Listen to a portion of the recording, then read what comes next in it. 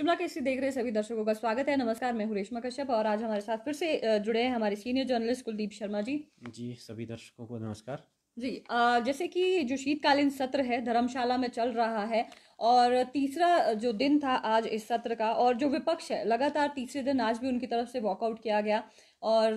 करुणामूलक संघ जो करुणामूलक आश्रित है हिमाचल प्रदेश के, उनके मुद्दों पर जो इस तरह से वॉकआउट उनकी तरफ से किया गया, और भी जो मुद्दे हैं वहां पर इनकी तरफ से उठाए गए हैं। और सदन के अंदर विपक्ष की तरफ से वॉकआउट हुआ, वहीं सदन के बाहर जो करुणामूलक आश्रित है उन्होंने विधानसभा का घेराव किया। ये तमाम जो मुद्दे हैं उनको लेकर पहली जो अपडेट है आप तक हम पहुंचा रहे हैं। जी हाँ। विधानसभा के शीतकालीन सत्र की आज तीसरी सीटिंग थी और इस दौरान जो है विपक्ष जो आपने ध्यान दिया होगा कि पहले दिन से लेकर ही जो है अलग अलग मुद्दों को उठा रहा है। और आज भी सदन में जो है विपक्ष ने एक स्थगन प्रस्ताव दिया गया। रामलाल ठाकुर, आशा कुमारी ने जो है मांग की नियम 67 के तहत कि जो है सदन का जो सारा जो कामकाज है उसको जो है स्थगित करके जो है नियम 67 के तहत चर्चा का अवसर दिया जाए। और चर्चा किस बात पे हो, इसमें जो इशू थे वो थे आउटसोर्स का जो मामला है, और जो करुणामूलक आश्रितों को नौकरी देने का मसला है, और जो तीसरा है जो मल्टी टास्क वर्कर जो है उनको लेकर जो है जिस तरह के विपक्ष का आरोप है कि इसमें अनियमितताएं बरती जा रही है, जो सरकारी स्तर पे जो है इसमें भर्ती प्रक्रिया को जैसे आगे बढ़ाया जा रहा है। यानी कुल मिलाकर जो एक ही स्थगन प्रस्ताव में विपक्ष की तरफ से जो है तीन चार मुद्दों को पिरोने की कोशिश की गई, और जो विभिन्न संगठनों से जुड़े मसले थे, चाहे वो आउटसोर्स का मामला हो, और चाहे अपना करुणामूलक से संबंधित मामला हो, और चाहे वो मल्टी टास्क वर्कर से जुड़ा मामला हो। तो इस पे जो जब विपक्ष की इस मांग को लेकर जो है विधानसभा अध्यक्ष ने व्यवस्था दी, तो उन्होंने इसे जो है उठाने की अनुमति नहीं दी। जी। या और इसके विरोध में जो है विपक्ष ने फिर से सदन में हंगामा किया, और विपक्ष के सदस्य जो है नारेबाजी करते हुए बाहर आ गए। और सदन में थोड़ा सा जो बीच में जब विपक्ष वेल में आया, तो उस दौरान भी जो है एक अपनी ही तरह से जो है एक हाउस को चलाने की जो है विपक्ष ने जो एक कोशिश की, जो एक वहाँ पे प्रयास किया गया, हालांकि ये सदन की जो कार्रवाई का हिस्सा नहीं था। और जब बाहर विपक्ष आया तो उन्होंने सीधे तौर पर सरकार को आरोप लगाया कि जो है सरकार जो है जो कर्मचारियों से जुड़े मसले हैं, आउटसोर्स से जुड़े मसले हैं, करुणामूलक से जुड़े मसले हैं, इनको जो है उठाने की अनुमति नहीं दे रहा है। और विपक्ष ने ये भी कहा, जैसे कि आज मुख्यमंत्री जयराम ठाकुर जो है सीएम कनक्लेव में भागने के लिए वाराणसी के लिए रवाना हुए, तो विपक्ष का आरोप, नेता प्रतिपक्ष मुकेश अग्निहोत्री का आरोप ये भी था कि जो है माफ़ कीजिएगा, कि जो मुख्यमंत्री जयराम ठाकुर है वो जो है शीतकालीन सत्र को जो है हल्के में ले रहे हैं, और यहाँ से जो है एक तरह से जो है सदन की कार्रवाई से जो है अनुपस्थित रहकर जो है एक तरह से फरार हो गए हैं। और इस तरह का जो एक उन्होंने शब्द यूज़ किया बाहर आके कि फरलू पे है सीएम। और जब सदन यहाँ पे भी थे तो उन जो है गंभीर नहीं थे, और सदन में जो है उनकी तरफ से जो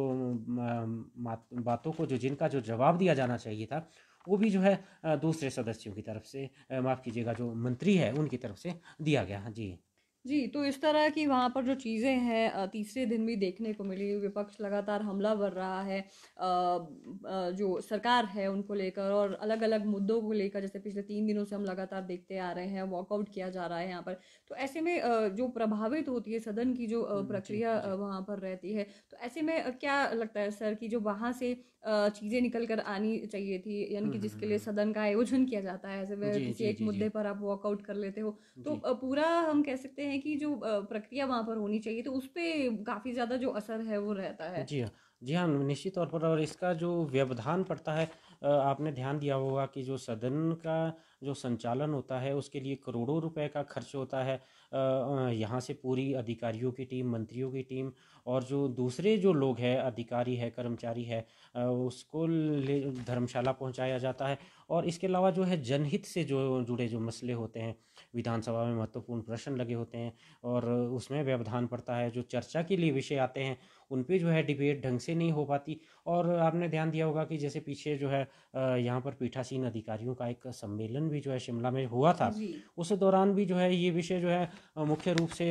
सामने आया था, और इस जो गतिरोध को टालने के लिए जो एक जो विकल्प दिया गया था कि शून्यकाल की व्यवस्था की जाए, और ऐसी संभावनाएं जताई जा रही थी कि शायद आने वाले शीतकालीन सत्र से जो है इस दिशा में पक्ष विपक्ष जो है कोई सामंजस्य आपस में जो है बिठाकर जो है इस तरह की व्यवस्था को शुरू करने की कोशिश करे, लेकिन वो अभी व्यवस्था से हिमाचल प्रदेश विधानसभा में शुरू नहीं हो पाई है। यानी कहीं ना कहीं से जो है जो एक गतिरोध है, ना तो सत्ता पक्ष जो है विपक्ष की के गतिरोध को तोड़ पाया, और ना ही जो है विपक्ष जो है सरकार की बात को मानने को तैयार है। और वैसे भी आपने ध्यान दिया होगा कि चुनावी वर्ष है, विभिन्न संगठन भी आक्रामक है, तो ऐसे में जो है विपक्ष भी जो है कोई मुद्दा जो है अपने हाथ से ऐसा जाने नहीं देना चाहता कि जिसे वो सदन के बाहर या अंदर ना उठाए। जी हाँ, तो सदन की जो कार्रवाई है उसमें जो कह सकते हैं कि विघ्न तो पड़ता ही है, और साथ जी साथ में जो लोगों की उम्मीदें होती है विधानसभा का जब भी इस तरह का जो सत्र रहता है, लोकहित के जो काम है वो कहीं ना कहीं इन सब तमाम चीज़ों की वजह से जो विघ्न पड़ता है उसमें बाधा जो है ज़रूर पड़ती है। तो जैसे कि विपक्ष की तरफ से जो वॉकआउट किया गया था दो तीन मुद्दों को लेकर, तो जी जो करुणामूलक संघ के लोग हैं वो जो विधानसभा है उसके बाहर वहां पर घेराव कर रहे थे, नारेबाजी उनकी तरफ से की जा रही थी। हिमाचल प्रदेश के तमाम जगहों से जो करुणामूलक आश्रित है वो वहाँ पर पहुंचे हुए थे। तस्वीरों के माध्यम से भी हमने देखा कि वहाँ पर किस तरह से नारेबाजी की जा रही थी। जो उनकी मांगे हैं वो प्रदेश सरकार तक पहुंचाने के लिए कह सकते हैं कि एक और प्रयास उनकी तरफ से किया गया था विधानसभा घेराव करने का। तो यहाँ पर जो प्रदेशाध्यक्ष है अजय कुमार, उनकी तरफ से जो स्टेटमेंट बाद में निकल कर आई है कि अभी जो करुणामूलक संघ है वो सरकार को एक अल्टीमेटम दे रहा है कि अभी जो आगामी कैबिनेट होने वाली है, चाहे 18 तारीख हो या जब भी जो कैबिनेट जब जी रखी जाएगी प्रदेश सरकार की तरफ से, अगर उसमें इनके मुद्दों को नहीं उठाया जाता है, करुणामूलक आश्रितों के जो मुद्दे हैं इनकी मांगों को अगर नहीं उसमें रखा जाता है, तो हिमाचल प्रदेश में हर जगह पर उग्र आंदोलन किया जाएगा। जितने भी विधानसभा क्षेत्र है सभी विधायकों का घेराव किया जाएगा। इस तरह की बात वहाँ पर जो स्टेटमेंट है करुणामूलक संघ के जो अध्यक्ष है अजय कुमार, उनकी तरफ से ये वहां पर की गई है। क्योंकि लगातार जो करुणामूलक आश्रित है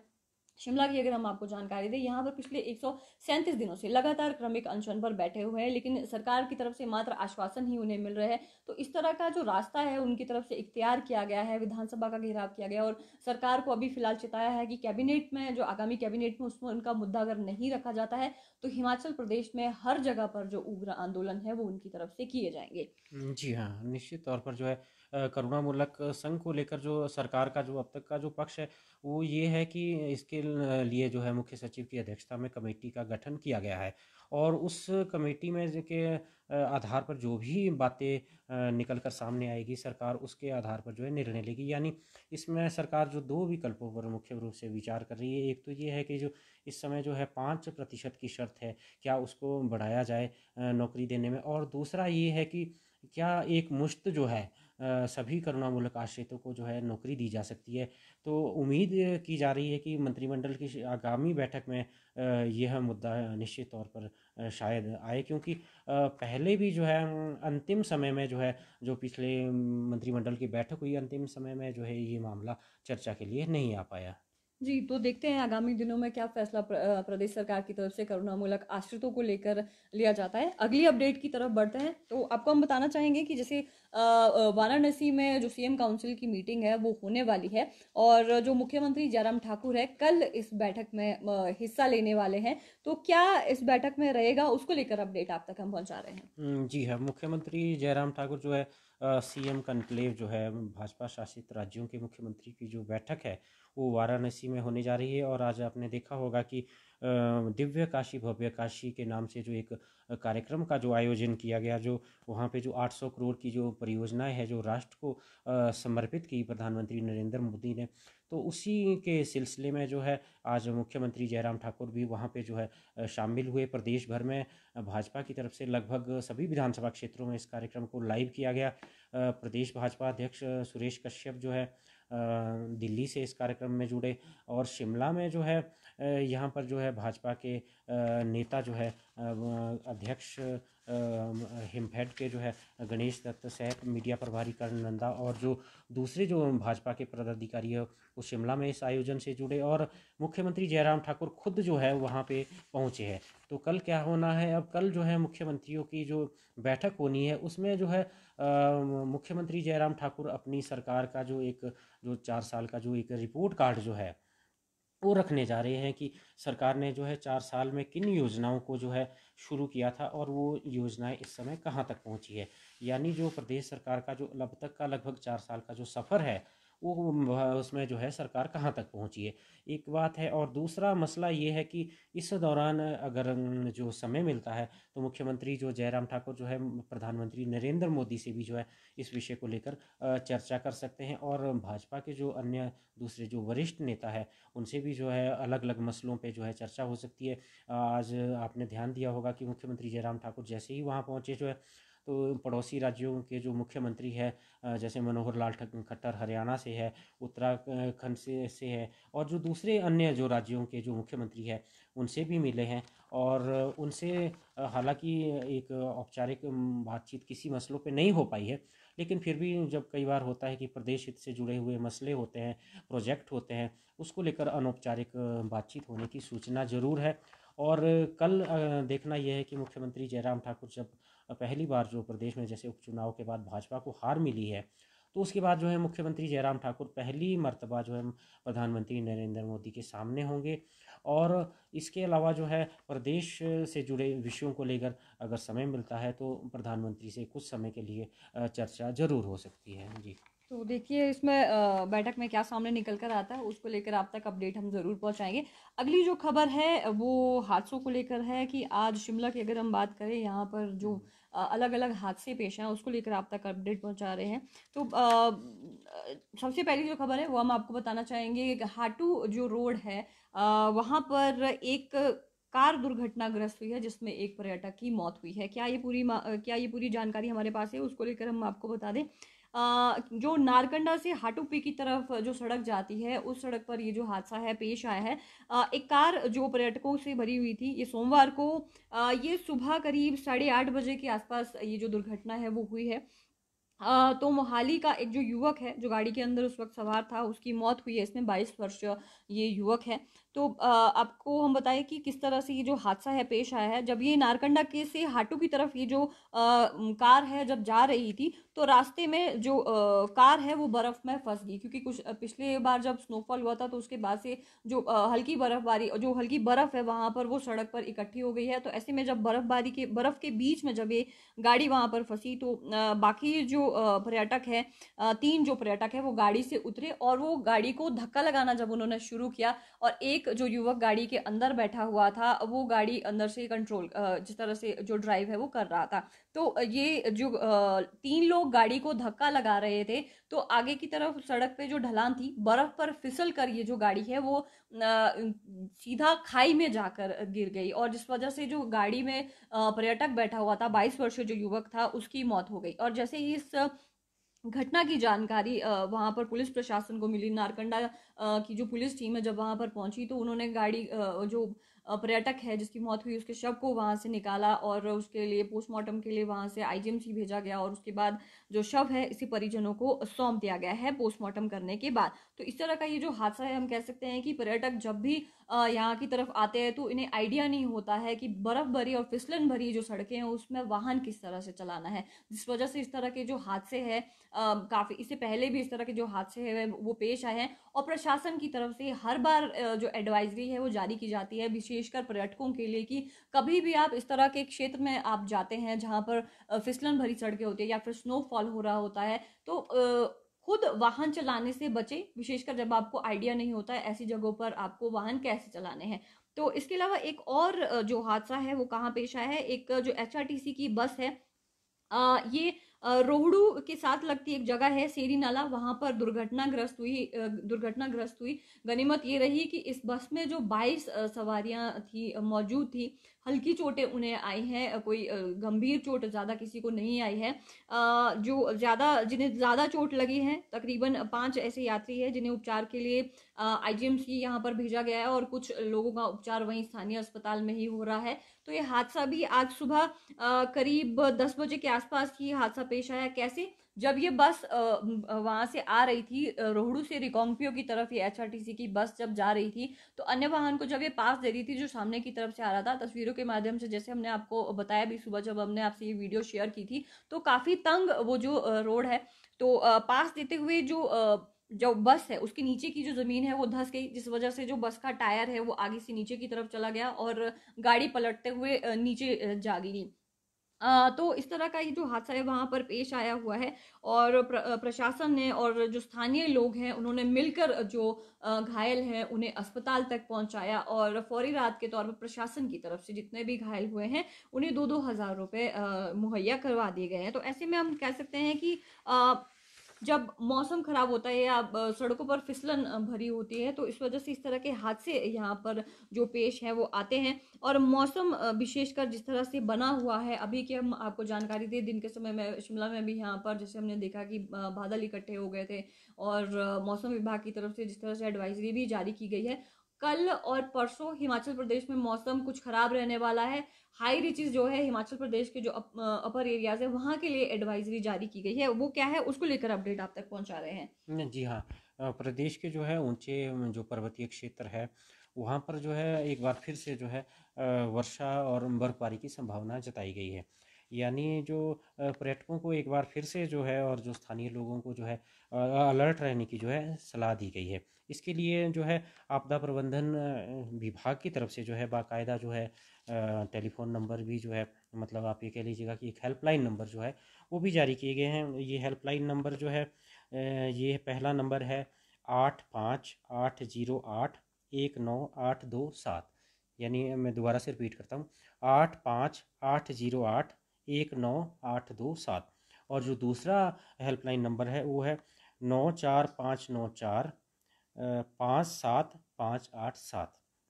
यानी दोबारा से आपको रिपीट कर देते हैं, 9459457587। यानी ये जो दो संपर्क नंबर जो है आप इन पे जो है आप संपर्क कर सकते हैं। यदि कहीं पे प्रतिकूल हालात हो तो आप जो है इस चीज़ का ध्यान रखें। और आपने ध्यान दिया होगा कि जो प्रदेश का जो ऊपरी क्षेत्र है, अगर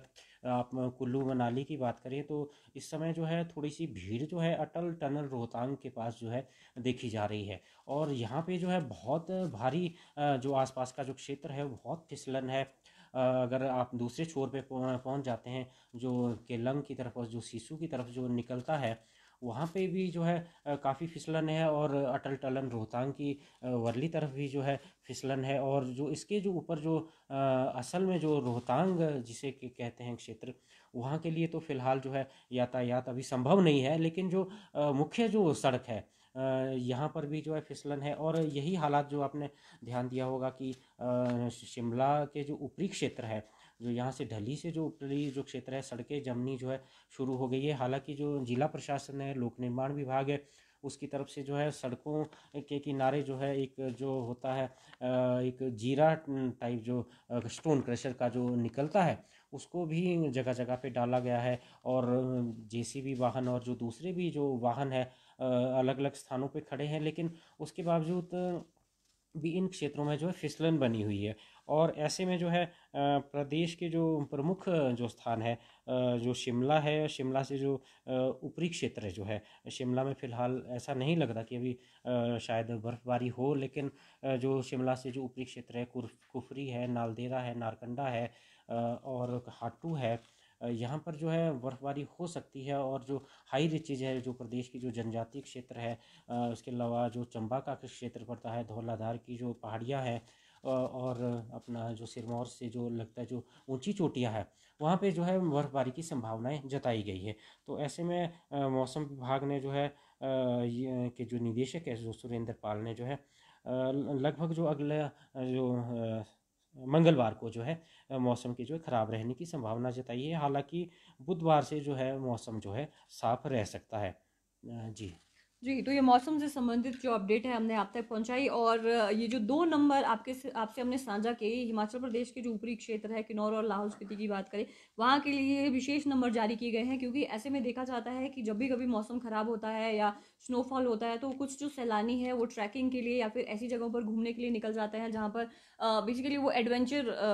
करने के लिए वहाँ पर जो पर्यटक है वो चले जाते हैं। लेकिन स्थिति इतनी ज़्यादा कई बार खराब हो जाती है कि उन्हें वो जो सिचुएशन है वो उसे निपटने के लिए तैयार नहीं होते, और ऐसे में वो समस्या में फंस जाते हैं। तो ये जो नंबर है इन्हें आप ज़रूर नोट करें, और इसको लेकर आप जो अपने कोई लोग अगर घूमने जा रहे हैं उस तरफ, या सैलानी है या फिर आपके कोई दोस्त हैं वो घूमने जा रहे हैं, तो ज़रूर उनसे ये जो जानकारी है वो साझा करें। और जिस तरह से पिछले एक हफ्ते पहले जो मौसम खराब हुआ था, उसके बाद से जो हिमाचल के ऊपरी क्षेत्र है वहाँ पर जो बर्फबारी हुई थी, उसको लेकर अभी भी जो दुश्वारियां हैं वो कम नहीं हुई है। हिमाचल प्रदेश में अभी भी तकरीबन जो 46 सड़कें हैं वो अभी भी बंद है, और 51 जो पेयजल योजना है वो पूरी तरह से ठप है। इसकी वजह से क्या हो रहा है, हिमाचल प्रदेश के जो ऊपरी इलाके हैं वहां पर लोगों को कठिनाइयों का सामना करना पड़ रहा है। और लाहौल स्पीति की अगर हम बात करें, सबसे ज्यादा सड़कें वहीं पर खराब अभी भी बंद पड़ी हुई है। 44 सड़कें खाली लाहौल स्पीति में ही है, और कुल्लू और चंबा में एक एक सड़क जो है वो अवरुद्ध हुई है, क्योंकि सबसे ज्यादा जो स्नोफॉल है लाहौल स्पीति और किन्नौर के क्षेत्र में जो है पिछली बार दर्ज किया गया था। तो इस वजह से कभी भी स्नोफॉल होता है, बर्फबारियों के बाद से जो दुश्वारियां हैं वो काफी ज्यादा बढ़ जाती हैं। तो ऐसे में जो सैलानी हैं जिन्हें नहीं आइडिया होता है कि हिमाचल में कितनी ज्यादा जो स्थिति है काफी खराब हो जाती है बर्फबारी के बाद से, तो इसीलिए प्रशासन की तरफ से जो एडवाइजरी जारी की जाती है उसका आप अच्छे से पालन करें। और ये जो इमरजेंसी नंबर हमने आपसे साझा किए हैं, कभी आप इस तरह की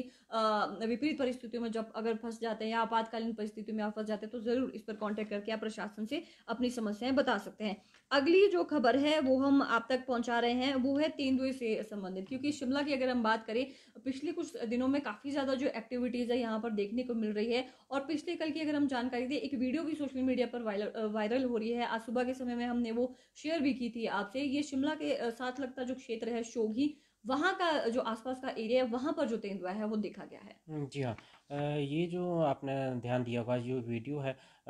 शोघी जो है क्षेत्र है, शिमला से 13 किलोमीटर दूर है। उसके साथ एक पंचायत पड़ती है, ग्राम पंचायत थड़ी। और थड़ी का जो क्षेत्र है वहाँ पे एक सरी स्कूल है जो लगभग शोघी से जो लगभग 13 किलोमीटर दूर है। वहाँ पे जो है, जो ग्रामीण क्षेत्र है, वहाँ पर जो है रात के समय जो है इस तेंदुए को जो है देखा गया है। और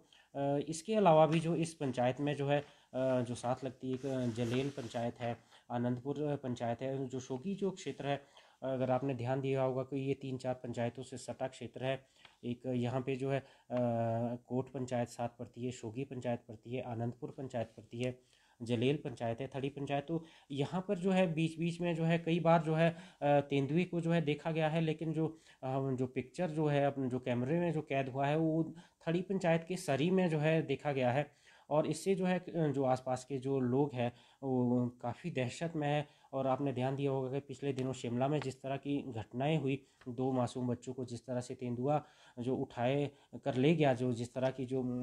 प्रशासन की तरफ से जो एडवाइजरी भी हालांकि उसके बाद से जारी की गई थी, थोड़े एहतियाती पग भी उठाए गए। यहाँ पे लेपर्ड को एक पकड़ा भी गया था। लेकिन जो अब ग्रामीण क्षेत्र है वहाँ पर भी जो है इस तरह के जो है तेंदुए जो है वो देखने को मिल रहे हैं। जी, लगातार जो इस तरह की हम ये पहला ऐसा वीडियो नहीं है जो सामने आया है शिमला और उसके आसपास के क्षेत्रों का। इससे पहले भी काफ़ी जो वीडियोस हैं वो शेयर किए जा चुके हैं। जो वन विभाग है उनकी तरफ से पूरी कोशिश की जा रही है पकड़ने के लिए, लेकिन तमाम जो हम कह सकते हैं कि उनकी तरफ से प्रयास वो यहाँ पर सिद्ध होते साबित नहीं हो रहे, क्योंकि एक जो मादा तेंदुआ इनकी तरफ से पकड़ा, मादा तेंदुआ को जो पकड़ा गया था वन विभाग की तरफ से, उसने हमला किया है, वो हमलावर थी, उसकी तरफ से हमला किया गया था। जो 2 बच्चों की मौत हुई है, नहीं, इसको लेकर जो रिपोर्ट है वो फिलहाल अभी सामने नहीं निकल कर आई। और इस बीच में एक जो कुछ दिनों पहले हमने आपसे जानकारी साझा की थी, जो राकेश पठानिया उनकी तरफ से एक प्रेस कॉन्फ्रेंस की गई थी, उसमें उन्होंने कहा था कि जो डाउन डेल में जिस बच्चे की 5 साल के मासूम की जो मौत हुई थी उसे तेंदुए ने ही मारा है। इसको लेकर अभी भी कोई जो रिपोर्ट है वो सामने नहीं आई। तो ऐसे में हम कह सकते हैं काफ़ी चिंताजनक ये विषय है, और लगातार जो लोगों की यहाँ पर जो हम कह सकते हैं कि जो डर का माहौल लोगों में बढ़ता जा रहा है, क्योंकि इस तरह से खुले तौर पर जो तेंदुए है वो आसपास के, उनके आसपास के क्षेत्र में जहाँ पर वो रहते हैं, रिहायशी इलाकों में इस तरह से एक्टिविटीज़ अगर बढ़ रही हैं, तो आने वाले समय में हम कह सकते हैं कि ये खतरा जो है ज़्यादा पैदा हो सकता है, और इस तरह की और घटनाएं हम कह सकते हैं कि देखने को मिल सकती है। तो अगली जो खबर है वो हम आप तक पहुंचा रहे हैं, ये है कि जिस तरह से लगातार जो एक्टिविटी है वो पर्यटक काफ़ी ज़्यादा आ रहे हैं शिमला में, क्योंकि लगातार जो मौसम है वो खराब हो रहा है। और आज भी जिस तरह से मौसम बना हुआ था, और ऐसे मौसम को देखते हुए जो हिमाचल और हिमाचल के आसपास के क्षेत्र के आसपास के जो राज्य है, विशेषकर पंजाब की बात की जाए, हरियाणा की बात की जाए या दिल्ली की बात की जाए, वहां से जो पर्यटक है वो शिमला का रुख करते हैं। तो इस बीच में क्या हो गया है, यहाँ पर जो नया वेरिएंट है जिस तरह से ओमिक्रॉन, उसका खतरा लगातार बढ़ रहा है, क्योंकि हिमाचल के आसपास के जो राज्य हैं वहां पर ओमिक्रॉन के जो मामले हैं वो सामने निकल कर आए हैं। तो ऐसे में खतरा लगातार बढ़ रहा है। लेकिन अब क्या हो रहा है, कहाँ जहां पर लापरवाही हम देख रहे हैं ज्यादा हो रही है, कहाँ तो सख्ती बरतनी चाहिए थी, लेकिन अब लापरवाही ज्यादा देखने को मिल रही है। शिमला और इसके आसपास के जो इलाका है, मॉल की बात की जाए, अगर हम रिज के आसपास के क्षेत्र की बात की जाए, तो यहाँ पर हम कह सकते हैं कि चाहे स्थानीय लोग ही क्यों ना हो, वो भी अब लापरवाही बरतना शुरू कर रहे हैं। मास्क कोई नहीं पहनता है। जो कोविड नियम के बारे में जिस तरह से प्रशासन की तरफ से निर्देश जारी किए गए हैं, उसको कोई भी जो पालन है यहाँ पर नहीं किया जा रहा है। पुलिस प्रशासन की अगर हम बात करें, पहले देखा जाता था कि सख्ती बरती जाती थी। पर्यटक हो चाहे सैलानी हो, किसी ने अगर मास्क नहीं पहना है, भीड़ में अगर आप हैं और आपने मास्क नहीं पहना, तो आपका चालान किया जाता था। लेकिन अब इस तरह की कोई भी जो चीजें हैं यहाँ पर देखने को नहीं मिल रही है। तो हम कह सकते हैं कि पुलिस प्रशासन की तरफ से एक जो ढील यहाँ पर बरती जा रही है, जिस वजह से जो लोग हैं वो भी थोड़े लापरवाह हो गए हैं, और कोई भी यहाँ पर मास्क पहने हुए नजर नहीं आ रहे हैं। तो ऐसे में अब क्या हो गया है, तो भले ही जो हम देख रहे हैं कि कोविड के मामले थोड़े कम हो गए हैं, लेकिन कोरोना अभी भी है, और इस बीच में ओमिक्रॉन जो नया वेरिएंट है उसका खतरा भी पैदा हो गया है। तो ऐसे में सख्ती बरतनी चाहिए, लेकिन लापरवाही ज्यादा हो रही है। तो उसको लेकर जब आईजीएमसी अस्पताल में बात की गई कि ओमिक्रॉन जो है उसको लेकर क्या क्या चीजें यहाँ पर सावधानियां जो बरतनी चाहिए, तो उसको लेकर सबसे पहली बात डॉक्टर्स की तरफ से, जो एमएस है आईजीएमसी अस्पताल के डॉक्टर जनक, उनकी तरफ से यही कहा गया कि कोविड प्रोटोकॉल है उनका आप पालन कीजिए, मास्क पहनिए, सोशल डिस्टेंसिंग आप बनाकर रखिए। लेकिन तस्वीरें जो सामने निकल कर आ रही है यहाँ पर शिमला और आसपास के क्षेत्रों में, जैसे हम देख रहे हैं, वो थोड़ा डराने वाला हम कह सकते हैं दृश्य है। काफी भीड़ यहाँ पर दिखती नजर आ रही है, लेकिन जो कोविड प्रोटोकॉल है बिल्कुल भी उनका जो पालन है यहाँ पर नहीं किया जा रहा है। तो ऐसा ना हो कि आने वाले समय में ये जो लापरवाही है कहीं भारी ना पड़ जाए। और शिमला में जिस तरह से स्थिति हमने देखी थी सेकेंड वेव जब आई थी, उस तरह काफी ज्यादा खराब यहाँ पर होगी। लगातार जो मामले हैं सामने निकल कर आ रहे थे। तो ऐसे में सिर्फ पुलिस प्रशासन ही नहीं, खुद की अपनी भी एक जो पर्सनल हम कह सकते हैं कि जिम्मेदारी बनती है कि कोविड नियमों का अच्छे से पालन करें। क्योंकि डॉक्टर्स की तरफ से अलर्ट भी हम कह सकते हैं कि जारी कर दिया गया है कि आप पूरी तरह से कोविड नियमों का पालन करेंगे, तभी जाके जो नया वेरिएंट है इससे भी आप बच सकते हैं। और जब सेकेंड वेव आई थी, तो जिस तरह से पुलिस प्रशासन की तरफ से भी जो कार्रवाई की जाती थी, शिमला में एंटर होने से पहले तमाम जो डाटा है वो उनसे लिया जाता था। अगर कोई विदेश से आ रहा है, उन्हें पहले क्वारंटीन किया जाता था, या उनसे पूछा जाता था कि आप कहीं इस तरह की जगह से तो नहीं आए हैं जो रेड जोन में है, या फिर ओमिक्रॉन वेरिएंट जहां पर काफी ज्यादा फैला हुआ है। मतलब इस तरह की जो जानकारी है तमाम, वो कुछ भी अब नहीं ली जा रही है पर्यटकों से। कोई रोक टोक नहीं है, बिना रोक टोक के जो पर्यटक है यहाँ पर पहुंच रहे हैं। तो हम कह सकते हैं कि ये जो लापरवाही है आने वाले समय में ना भारी पड़े। तो उसको लेकर जो कदम है वो प्रशासन की तरफ से भी उठाना चाहिए, और आम जो लोग हैं वो भी जरूर जो नियम है इनका पालन करें, तभी जाकर जो हम कह सकते हैं जो नया वेरिएंट है या फिर कोरोना के जो जो मामले हैं वो ना बढ़े, इससे हम बच सकते हैं। तो अगली जो खबर है आप तक जो हम पहुंचा रहे हैं, उसके बारे में आपको हम बताना चाहेंगे कि जो स्कूल है, अब पहले जैसे वहां पर जो रिपोर्ट कार्ड है वो दिया जाता था, लेकिन अब रिपोर्ट कार्ड नहीं, स्कूलों में विद्यार्थियों को प्रोग्रेस कार्ड मिलेंगे।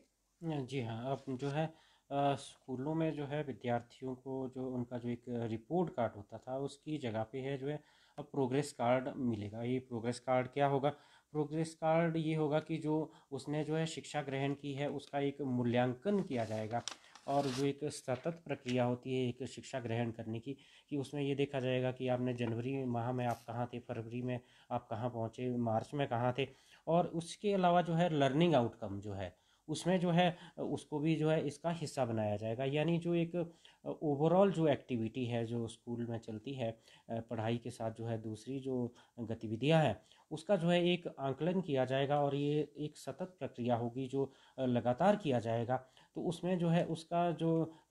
इसे शामिल किया जाएगा प्रोग्रेस कार्ड में। और इससे जो है ये पता चल पाएगा कि जो है बच्चा जो है कहाँ पे जो है कमज़ोर रहा है। यानी पहले होता था कि एक जो रिपोर्ट कार्ड जो है साल के आखिर में,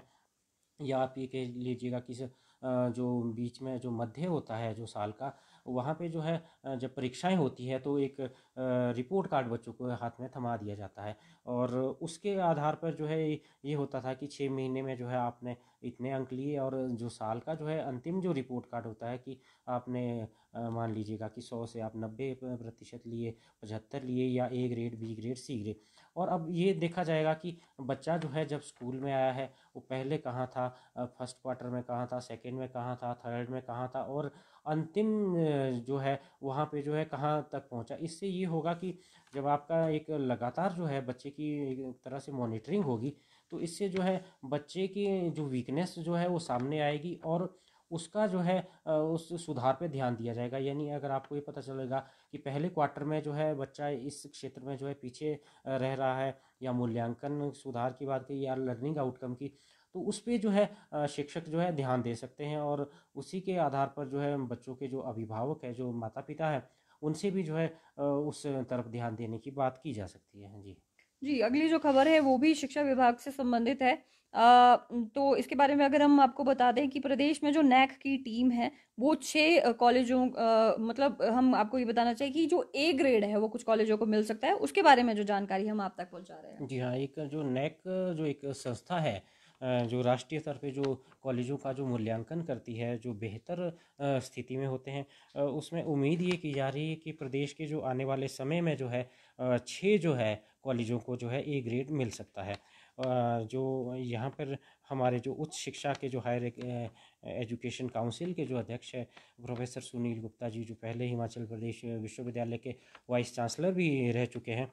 उनके अनुसार जो है आने वाले समय में जो है रामपुर डिग्री कॉलेज, सीमा कॉलेज रोहड़ू, अपना पांवटा साहिब कॉलेज, और जोगिंदर नगर कॉलेज, हमीरपुर कॉलेज, और जो वैजनाथ जो कॉलेज है, यहाँ पे जो है नेक की टीम जो है जो औपचारिकताएं होती है, जो दौरा करके जो है उसके बाद जो मूल्यांकन के आधार पे जो है यहाँ को जो है ए ग्रेड मिलने की संभावनाएं है। जी। जी, तो अगली जो खबर है वो हम आपको पहुंचाना चाह रहे हैं। ये डिपो से संबंधित है, सरकारी जो डिपो है। कुछ दिनों पहले हमने आप तक एक खबर पहुंचाई थी कि जो पॉश मशीन है वो ढंग से काम नहीं कर रही है वहां पर, जिस वजह से लोगों को चीनी नहीं मुहैया हो पा रही है। और अब ये एक जो अपडेट हमारे पास यहाँ पर पहुंची है कि शिमला शहर और शिमला ग्रामीण में जो कुछ सरकारी डिपो है वहां पर महीने का 13 जो तारीख है वो आ गई है, लेकिन राशन अभी भी लोगों को नहीं मिल पा रहा है। जबकि सरकार की तरफ से ये दावे किए जाते हैं कि महीने का जो पहला हफ्ता है उस समय में जितने भी राशन में जो जो चीज़ें दी जाती है लोगों को, वो वहां पर लोगों को मुहैया करवा दी जाती है। लेकिन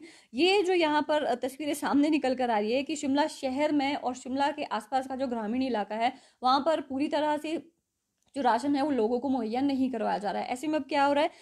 अब जो चावल का कोटा है वो पूरा नहीं पहुंच पाया, जिस वजह से अगर हम बात करें दिहाड़ीदार जो होते हैं, जो मजदूर होते हैं, उन्हें जो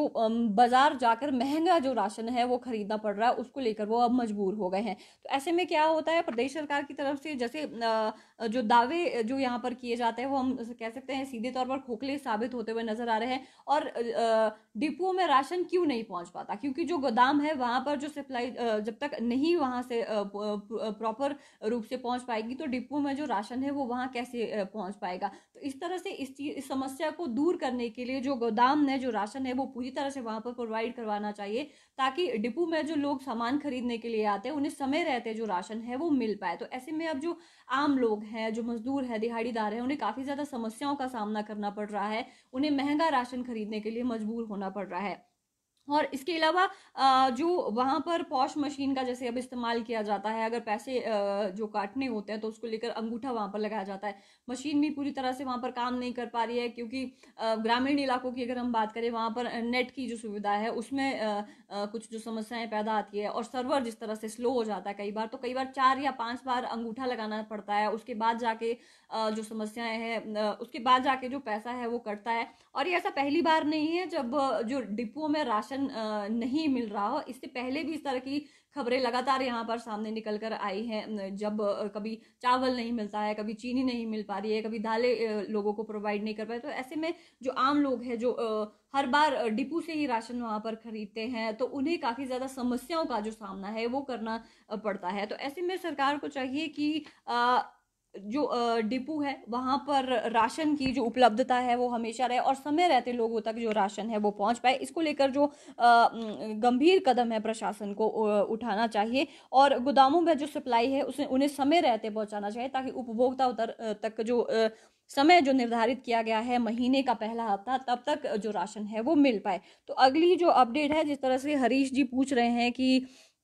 कोविड की जो अपडेट है, जी हाँ ज़रूर हम आपको जो कोविड रिपोर्ट है वो आप तक ज़रूर पहुंचाएंगे। तो आपको हम बता दें कि आज जो कोरोना के कितने नए मामले आए हैं, आपको हम बता दें कि आज एक भी जो डेथ है वो कोरोना की वजह से नहीं हुई है। और हिमाचल प्रदेश में आज कोविड के 68 जो नए मामले हैं वो सामने आए हैं। तो कहाँ कहाँ से ये नए मामले सामने हैं इसके बारे में आपको हम अपडेट बता दें।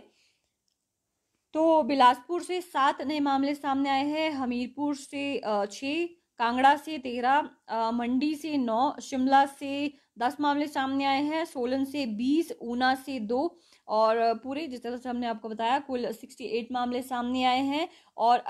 जो 88 लोग हैं उन्होंने कोरोना से पिछले 24 घंटों में अपनी जंग जीत ली है कोविड से। और हिमाचल प्रदेश में अभी तक कोरोना से 3,843 जो लोग हैं उनकी कोरोना से मौत हुई है। शिमला जिला का जैसे हमने आपको बताया आज 10 मामले सामने आए हैं, तो इसमें 10 में से एक जो मामला है वो नेरवा से, रोहडू से 1, कुमारसैन से 1, मशोबरा से 3, बीसीएस से 1, ढली से 1,